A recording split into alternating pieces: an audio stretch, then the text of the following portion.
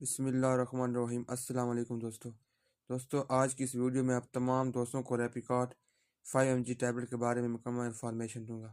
سب سے پہلے میں تمام دوستوں کو ریپیکارڈ ٹیبلٹ کا فارمولہ بتاؤں گا کہ اس کا فارمولہ کون سا ہے۔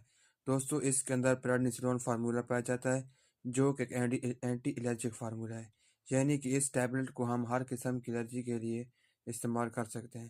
جیسا کہ دوستو ہمیں موسم کی تبدیلی کی وجہ سے الرجی ہوتی ہے تو ہم اس ٹیبلٹ کا استعمال کر سکتے ہیں، اور اگر دوستو ہمیں چھینکیں وغیرہ آتی ہیں یا ہمارے جسم پر کسی قسم کی کوئی خارش وغیرہ ہوتی ہے تو ہم اس کو ختم کرنے کے لیے ریپیکارڈ ٹیبلٹ کا استعمال کر سکتے ہیں۔